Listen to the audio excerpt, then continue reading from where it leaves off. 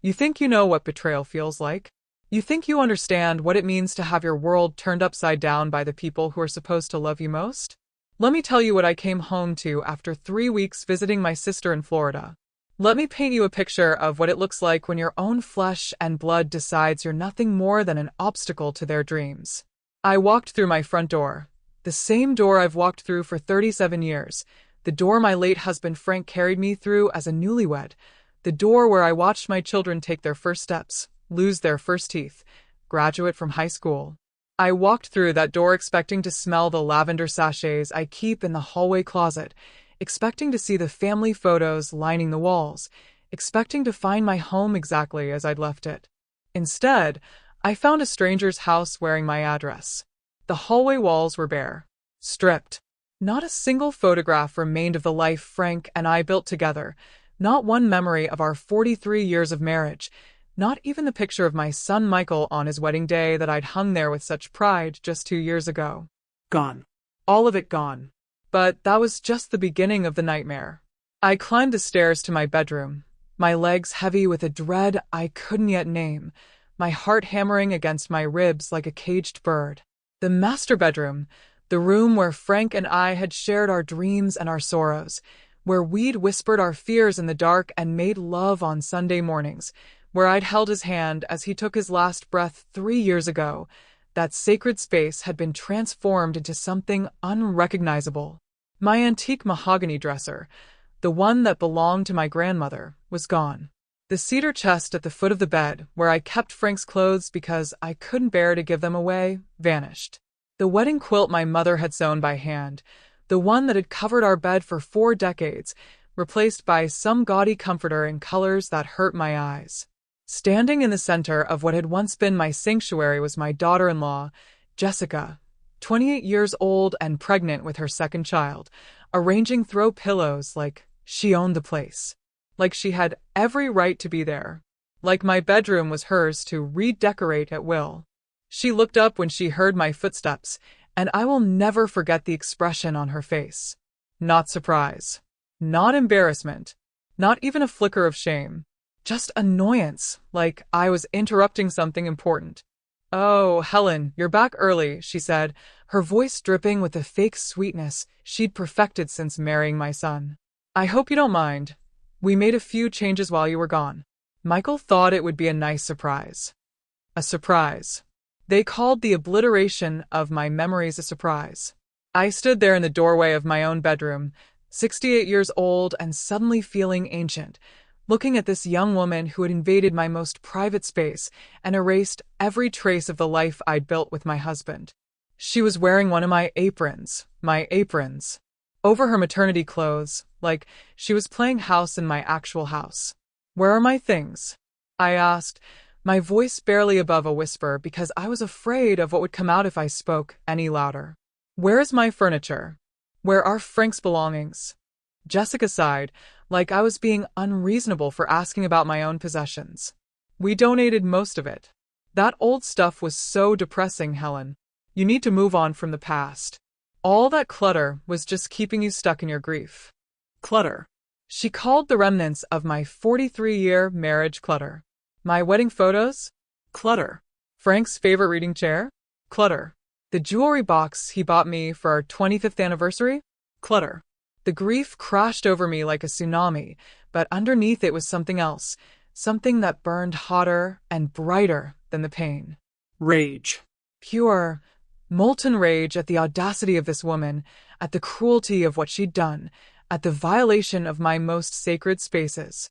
But I didn't scream. I didn't cry. I didn't collapse in a heap on the floor, like she probably expected. Instead, I took a deep breath, straightened my shoulders, and looked her dead in the eye.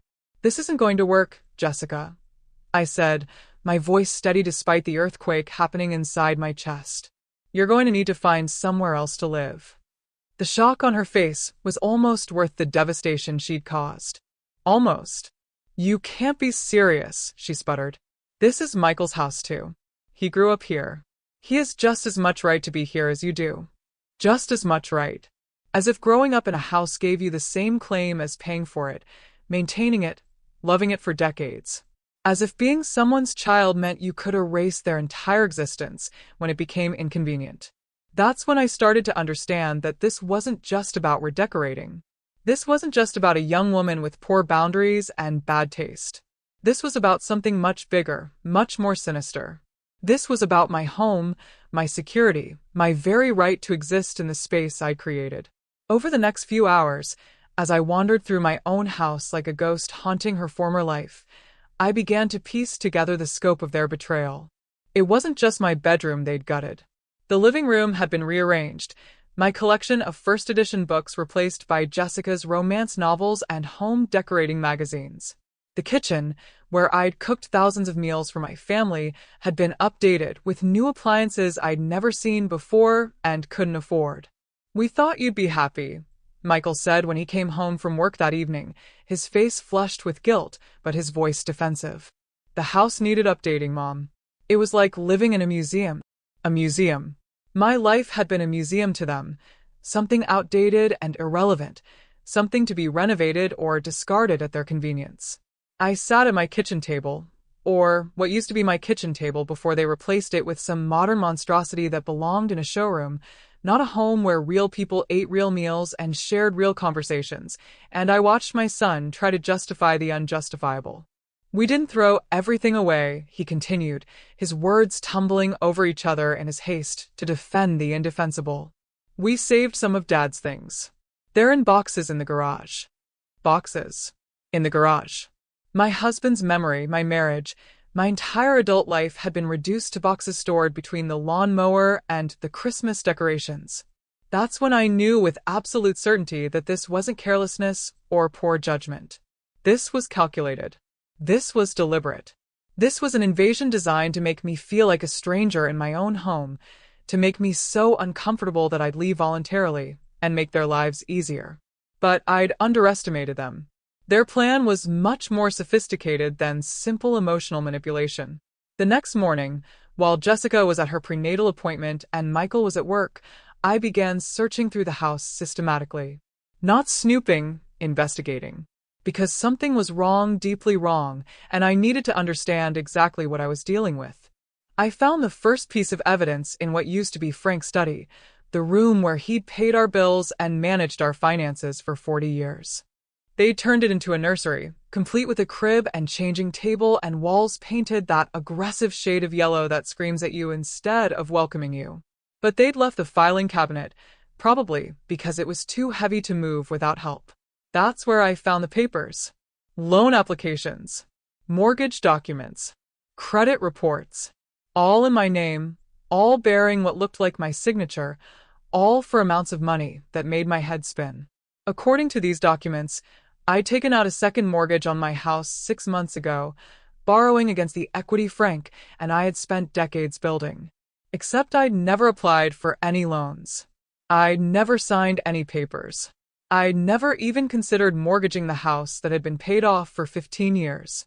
My hands shook as I flipped through page after page of financial documents, each one more devastating than the last. Credit cards opened in my name. Personal loans I'd never requested.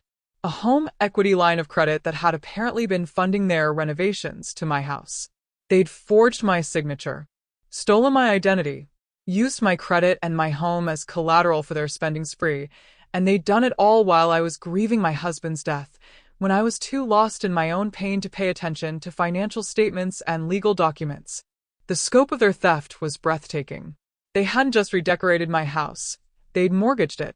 They'd turned my security into their piggy bank, and now my home, the only thing I had left of the life Frank and I built together, was at risk. But the worst was yet to come. Buried at the bottom of the filing cabinet, underneath the fraudulent loan papers and forged documents, I found a real estate listing. My house. My home. Listed for sale with a price that would cover the debts they'd accumulated in my name and leave them with a tidy profit. They weren't just trying to make me uncomfortable. They weren't just trying to erase my memories and claim my space. They were trying to steal my house right out from under me, to force me into homelessness so they could cash in on the home Frank and I had sacrificed for, saved for, loved in for nearly 4 decades. The fury that filled me in that moment was unlike anything I'd ever experienced. It was white-hot and all-consuming, a rage so pure it felt like it might incinerate me from the inside out. These people, my son, my daughter-in-law, the family I'd loved and supported and welcomed into my home, had been systematically destroying my life while smiling to my face and calling it love. I sat in that yellow nursery, surrounded by baby furniture that had been paid for with money stolen from my future, and I felt something break inside me. Not my spirit, that had been battered but not destroyed. What broke was my willingness to be victimized, my tendency to excuse their behavior, my desperate need to keep the peace at any cost. I was done being their victim. I was done pretending that family loyalty meant accepting abuse. I was done sacrificing my dignity on the altar of their convenience. When Jessica came home from her appointment, I was waiting for her in the living room, the fraudulent documents spread across the coffee table like evidence at a crime scene. She walked through the front door with that same entitled swagger she'd worn while destroying my bedroom, but it faltered when she saw my face. "We need to talk," I said, my voice calm in a way that would have terrified me if I'd heard it coming from someone else. She glanced at the papers on the table, and I watched the color drain from her face as she realized what I'd found. For a moment, just a moment, she looked like what she was, a young woman who'd gotten in over her head, who'd let greed and entitlement lead her into criminal behavior. But then her jaw hardened, and she lifted her chin with the defiance of someone who'd been caught but wasn't ready to surrender. "I don't know what you think you found," she said, her voice shaking despite her attempts at bravado, "but Michael and I have been trying to help you. This house was falling apart, Helen. You couldn't afford to maintain it on your Social Security. We've been carrying you financially for months." Lies. More lies, piled on top of the mountain of deception they'd already built. I'd been managing my finances just fine before they arrived. My house had been in perfect condition because Frank and I had maintained it lovingly for decades. The only financial problems I had were the ones they'd created by forging my name on documents I'd never seen. "Help me?" I repeated, my voice rising despite my efforts to stay calm. "You call stealing my identity helping me? You call forging my signature helping me? You call putting my home at risk helping me?" She started to protest, to spin another web of lies and justifications, but I cut her off. "Pack your things," I said, standing up and gathering the papers into a neat stack. "You have until the end of the week to find somewhere else to live. Both of you." The shock on her face was almost comical. She'd gotten so used to my compliance, so accustomed to walking all over me, that she couldn't process the idea of consequences for her actions. "You can't throw us out," she said, her voice climbing toward hysteria. "I'm pregnant. We have nowhere to go. Michael won't let you do this." "Michael doesn't have a choice," I replied, my voice steady as granite. "This is my house. My name is on the deed. And I'm done being stolen from by people who are supposed to love me." When Michael came home that evening, Jessica had already called him in tears, painting herself as the victim of my unreasonable demands. He stormed into the house like an avenging angel, ready to defend his wife against his cruel, selfish mother. "Mom, what the hell is wrong with you?" he demanded before he'd even taken off his coat. "Jessica's pregnant. She's emotional. You can't just throw us out because you don't like how we decorated." Decorated. He called identity theft and mortgage fraud decorating. I stood up from the kitchen table where I'd been waiting, the stack of evidence in my hands like a weapon. "Sit down, Michael," I said quietly. "We need to have a conversation about your decorating budget." I laid the papers out one by one, watching his face change as he realized what he was looking at. The loan applications in my name, the forged signatures, the credit cards I'd never opened, the mortgage on a house that had been paid off for 15 years. "This isn't decorating," I said, my voice growing stronger with each word. "This is theft. This is fraud. This is you and your wife stealing my home while I grieved your father." He tried to explain, to justify, to minimize. The loans were to help with expenses. The credit cards were for emergencies. The mortgage was to pay for improvements that would benefit everyone. Always someone else's fault, always someone else's responsibility, always an excuse for why their criminal behavior was actually kindness in disguise. "You put my house at risk," I said when he finally ran out of lies. "You forged my signature on legal documents. You used my credit without my permission. And you did it all while living in my house, eating my food, pretending to care about my well-being." The confrontation went on for hours, voices raised and accusations flying, tears and recriminations, and the ugly revelation of truths that should never have needed to be spoken. Jessica cried and claimed she was just trying to help. Michael blamed his wife's hormones and his own financial stress. Both of them insisted that I was overreacting, that family should forgive family, that I was being cruel to throw them out over a misunderstanding. A misunderstanding. They called stealing my house a misunderstanding. But I was done with their explanations. Done with their excuses. Done with their manipulation and their gaslighting and their desperate attempts to make me the villain in a story where they were the ones who'd committed the crimes. "You have 1 week," I repeated when they finally stopped talking. "Pack your belongings and find somewhere else to live. If you're not gone by next Friday, I'll call the police and have you removed." The look of shock on their faces told me everything I needed to know. They genuinely believed they could steal from me indefinitely, that I'd never find out, never fight back, never stand up for myself. They'd seen my grief as weakness, my kindness as stupidity, my love as something they could exploit without consequences. They were wrong. The week that followed was the longest of my life. They didn't go quietly. They didn't accept responsibility for their actions.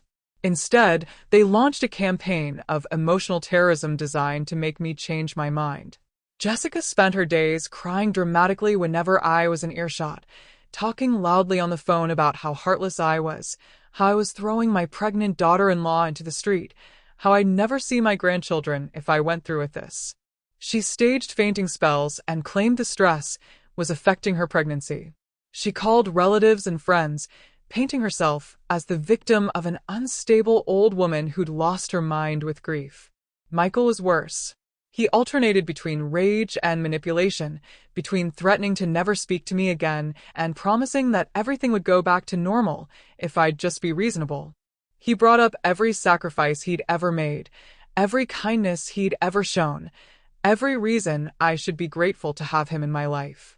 "After everything I've done for you," he said during one particularly ugly confrontation, "this is how you repay me? Dad would be ashamed of you." That was the moment something inside me snapped completely. The moment when his manipulation crossed the line from cruel to unforgivable. "Don't you dare," I said, my voice so low and dangerous that he actually took a step back. "Don't you dare use your father's memory as a weapon against me. Frank would be horrified by what you've done. He'd be disgusted by the man you've become." The truth of those words hung in the air between us like a physical presence. Frank had been a good man, an honest man, a man who would never have stolen from his own mother or put her home at risk for his own financial gain. He'd raised our son to be better than this, and somewhere along the way, Michael had chosen to become someone his father would never recognize. They tried everything they could think of to break my resolve. They enlisted relatives to call and lecture me about family loyalty. They brought their toddler over to play in the yard, hoping the sight of my grandson would soften my heart. They even had Jessica's mother call to tell me I was being unreasonable. But I'd moved beyond the reach of their manipulation. I'd found something inside myself that was stronger than their guilt trips, more powerful than their emotional blackmail. I'd found my backbone, and once you find that, it's impossible to lose it again. On the Thursday before their deadline, as they packed boxes and loaded furniture into a rental truck, Jessica made one last attempt to change my mind. She cornered me in the kitchen, her eyes red with tears, her pregnant belly prominent beneath her maternity clothes. "I know we made mistakes," she said, her voice breaking with what seemed like genuine emotion. "But we're family. Family forgives. Family helps each other. How can you do this to us?" For a moment, just a moment, I almost wavered. She looked so young, so vulnerable, so genuinely distressed by the consequences of her actions. The mother in me, the part that had spent decades nurturing and protecting and making excuses for people I loved, wanted to gather her close and tell her everything would be okay. But then I remembered the forged signatures, the stolen identity, the home equity line of credit that had put my house at risk, the real estate listing that would have left me homeless while they profited from my loss. "You're right," I said quietly. "Family should forgive. Family should help each other. Family should never steal from each other, never lie to each other, never put each other's security at risk for their own gain. You taught me that these past few weeks." She stared at me for a long moment, and I saw the exact instant when she realized her tears weren't going to save her, when she understood that I'd moved beyond the reach of her manipulation. "You'll regret this," she said, her voice hardening as she dropped the pretense of vulnerability. "You'll die alone in this house, and no one will care. No one will even know you're gone." There it was. The truth behind all the tears and manipulation. The real Jessica. The one who saw my love as weakness and my kindness as stupidity. The one who thought being alone was the worst fate that could befall a person, who couldn't understand that some forms of company are worse than solitude. "Maybe," I said calmly. "But at least I'll die in my own house, surrounded by my own things, knowing that I stood up for myself when it mattered." They left on Friday afternoon, taking their stolen furniture and their fraudulent documents and their wounded pride with them. The house felt empty after they were gone, but it was a good emptiness, a clean emptiness, like a wound that's finally been allowed to heal. The silence was profound. For the first time in 2 years, since they'd moved in after Jessica lost her job, I was alone in my own home. Really alone. Not just physically isolated, but emotionally free from their constant demands and manipulations, and the exhausting effort of trying to keep peace with people who saw my love as something to be exploited. I walked through each room slowly, taking inventory of what remained and what had been lost. The damage was extensive, but not total. They'd taken or destroyed most of Frank's belongings, but I still had his wedding ring and the watch his father had given him. They'd thrown away most of our photo albums, but I'd kept some pictures in my jewelry box that they'd overlooked. They'd sold or donated most of our furniture, but the bones of the house remained, and bones could support new flesh. The financial damage was more serious. The fraudulent loans and credit cards had left me with debts I'd never incurred and monthly payments I couldn't afford on my Social Security income. But I had resources they'd underestimated. I had friends in the legal community from my years as a court reporter. I had documentation of their fraud. I had righteous anger and the determination to see justice done. It took 6 months to straighten out the financial mess they'd created. 6 months of phone calls and legal documents and credit disputes and police reports.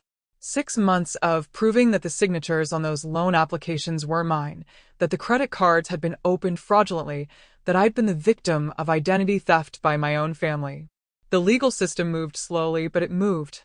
The loans were voided. The credit cards were canceled. The mortgage that had put my house at risk was declared fraudulent and dismissed. Michael and Jessica were charged with identity theft and mortgage fraud, though they ultimately pleaded down to lesser charges in exchange for restitution. During those months of legal battles and financial recovery, I began the process of reclaiming my home and my life. I couldn't afford to replace everything they'd stolen or destroyed, but I didn't need to. I didn't need Frank's exact reading chair. I needed a comfortable place to sit and remember him reading his evening paper. I didn't need our original wedding china. I needed dishes that reminded me of the meals we'd shared.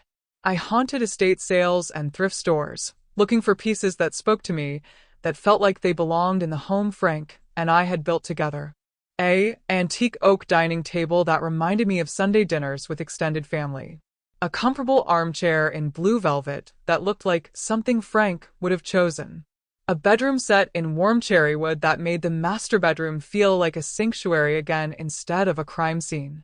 Slowly, painfully, lovingly, I rebuilt not just my living space but my sense of self. I hung new pictures on the walls, some of Frank and me from happier times, some of friends and extended family who'd supported me through the crisis, some of places I wanted to visit, and things I wanted to do with whatever time I had left.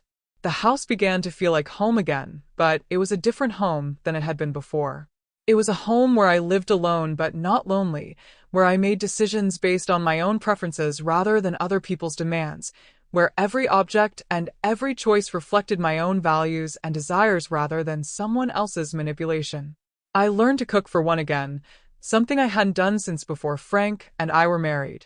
I rediscovered the pleasure of reading without interruption, of watching whatever I wanted on television, of going to bed when I was tired and getting up when I was rested.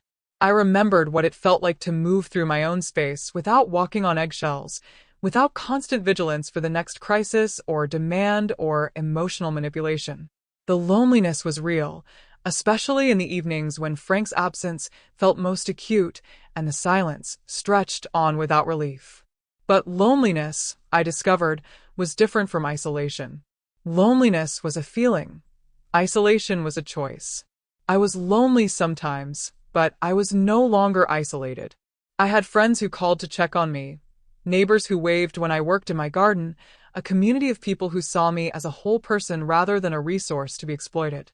6 months after Michael and Jessica left, my granddaughter Emma came to visit.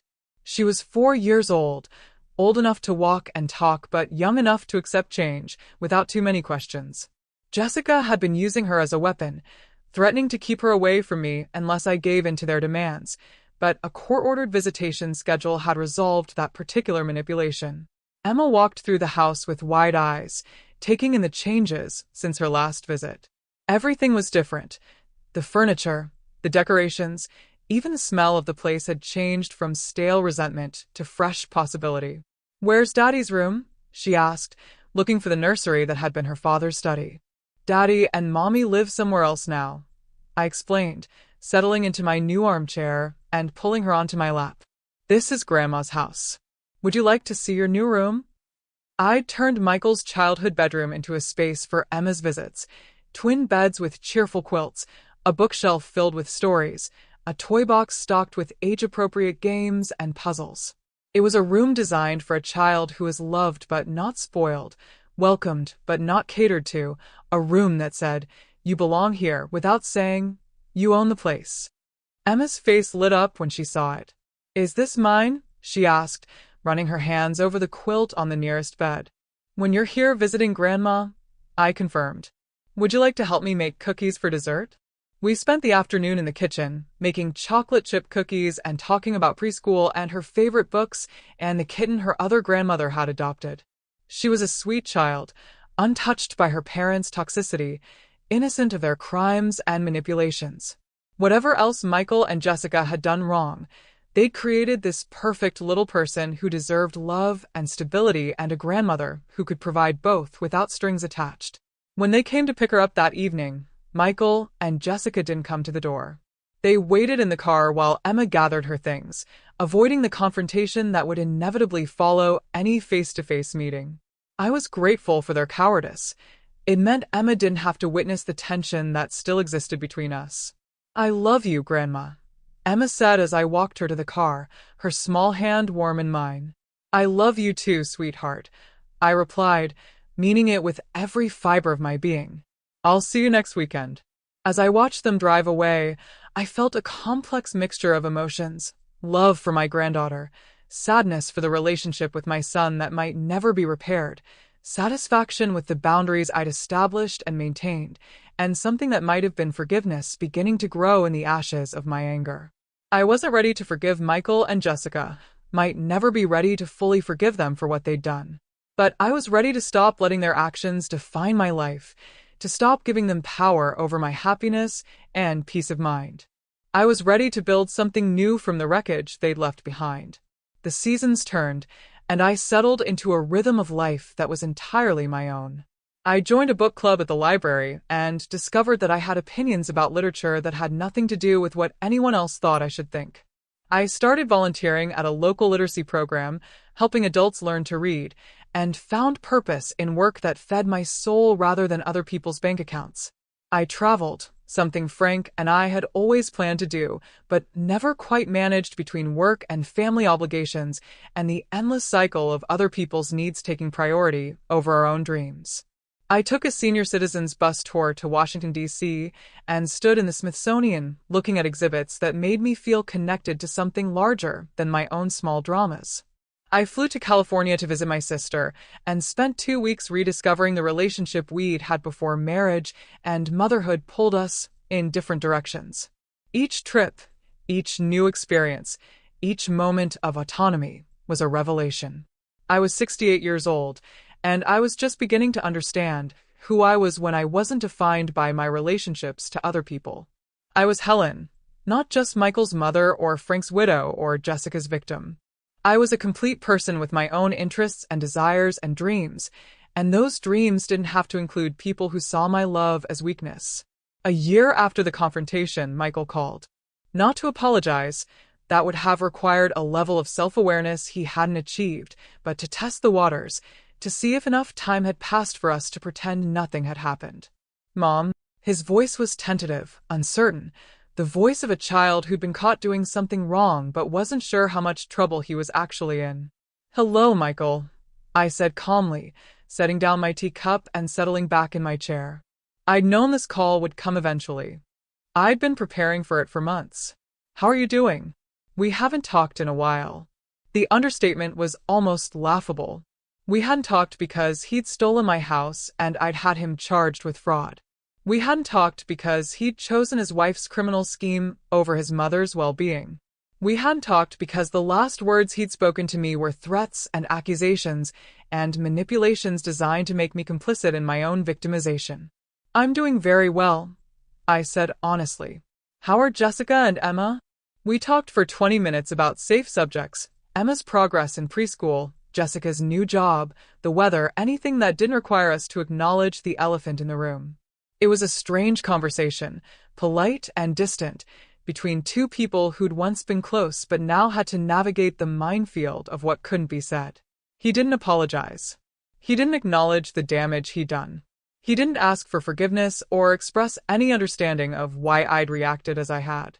Instead, he talked around the edges of what had happened, as if the fraud and theft and emotional abuse had been a minor disagreement that time had rendered irrelevant. When he finally hung up, I sat in my living room and felt nothing. No anger, no sadness, no hope for reconciliation. Just the flat calm of a relationship that had died and been buried, leaving behind only the obligation of polite contact for Emma's sake. That's when I knew I'd truly healed from what they'd done to me. When their attempts at manipulation no longer worked, when their presence or absence in my life was a matter of indifference rather than pain. When I could speak to my son without my heart racing or my hands shaking, without the desperate hope that this time would be different. I'd moved beyond them. I'd moved beyond the need for their approval or love or acknowledgement. I'd found something in myself that was stronger than their ability to hurt me, and once you find that, it's impossible to lose it again. 2 years after they left, I was diagnosed with breast cancer. It was early stage, treatable, with an excellent prognosis, but the word cancer still hit like a physical blow. I sat in the oncologist's office, listening to talk of treatment plans and surgery schedules, and my first thought wasn't about mortality or fear or even pain. My first thought was relief that I'd reclaimed my life before it was potentially cut short. Relief that I'd stood up for myself, that I'd learned to live alone without being lonely, that I'd discovered who I was when I wasn't busy being what other people needed me to be. The old Helen, the Helen who'd been terrorized by her own family, would have called Michael immediately, would have used the cancer diagnosis as a reason to reach out, to rebuild bridges, to pretend that shared crisis could overcome unresolved trauma. The old Helen would have seen cancer as punishment for standing up for herself, would have wondered if she'd been too harsh, too unforgiving, too willing to choose her own well-being over family harmony. The new Helen scheduled her surgery, arranged for post-operative care, and called her sister and her book club friends and the neighbor who'd become a confidant over the past 2 years.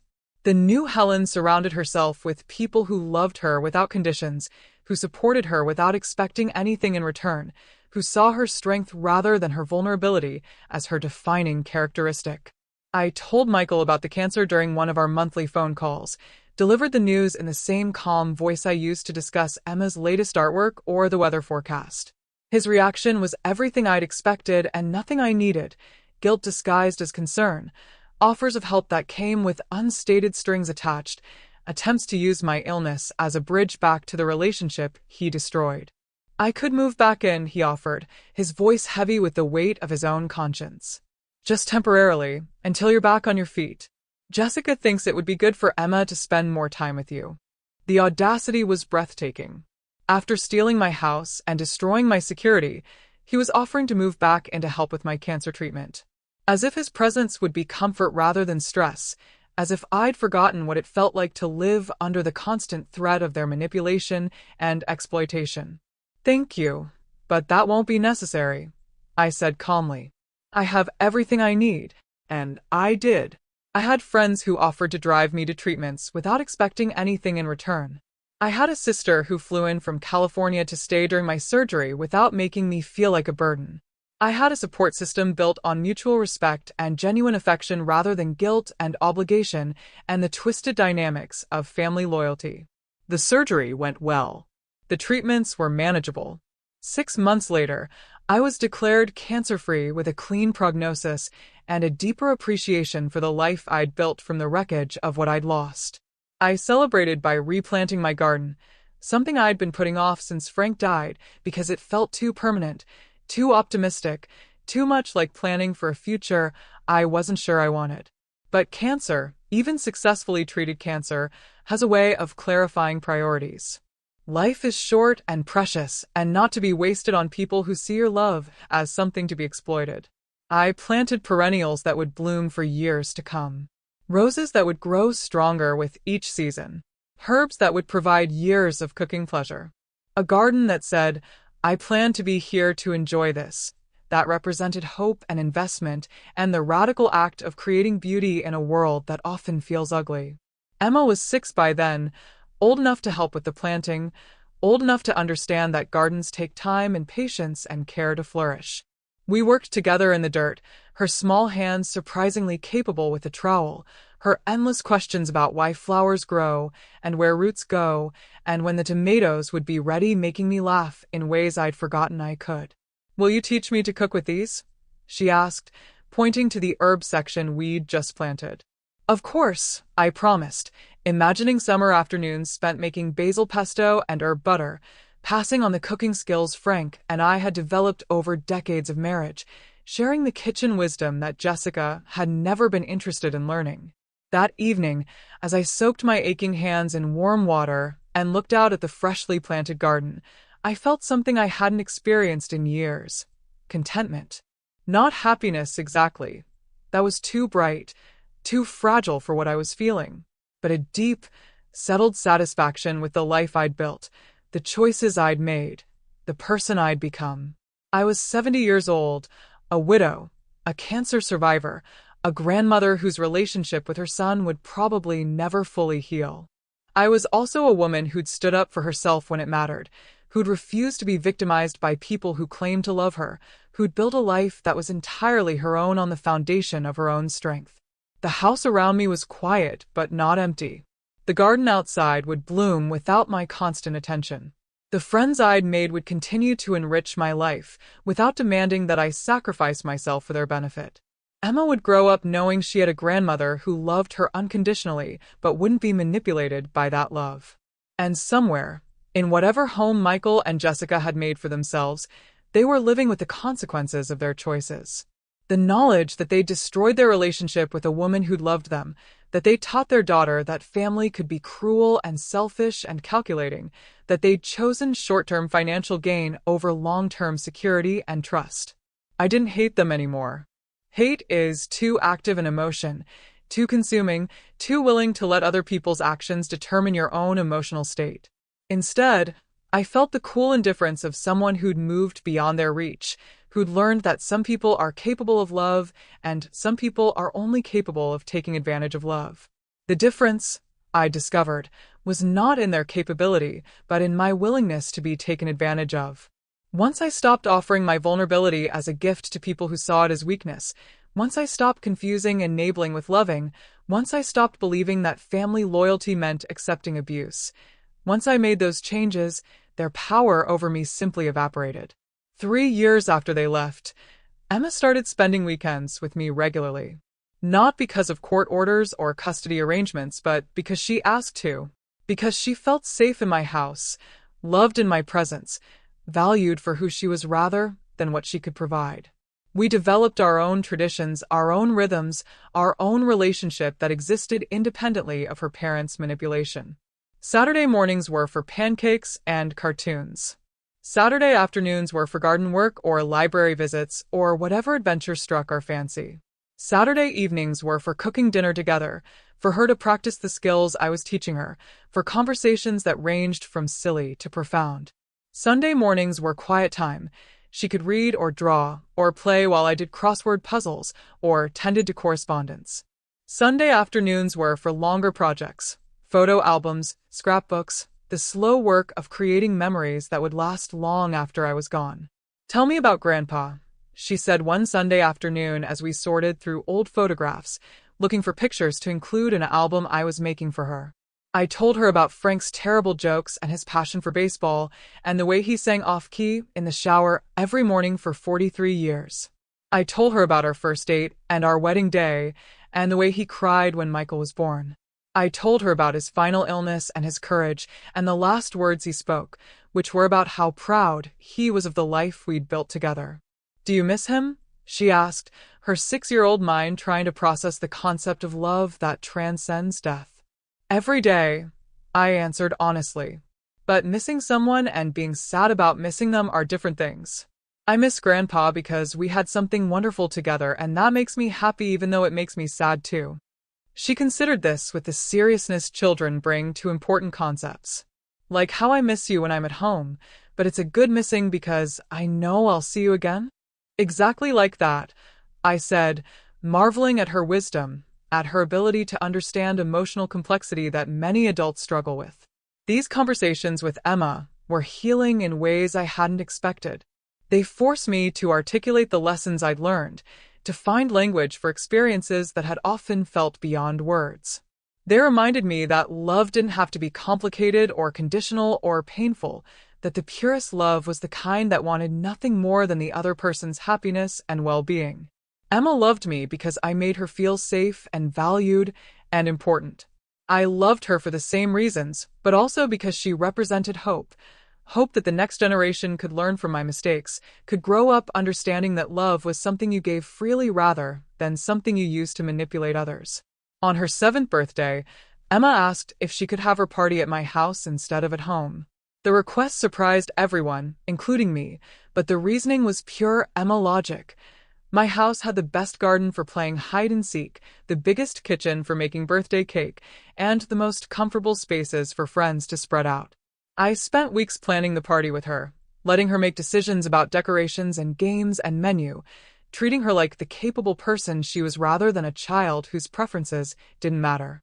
We made invitations by hand, planned a treasure hunt through the garden, prepared party favors that were thoughtful rather than expensive.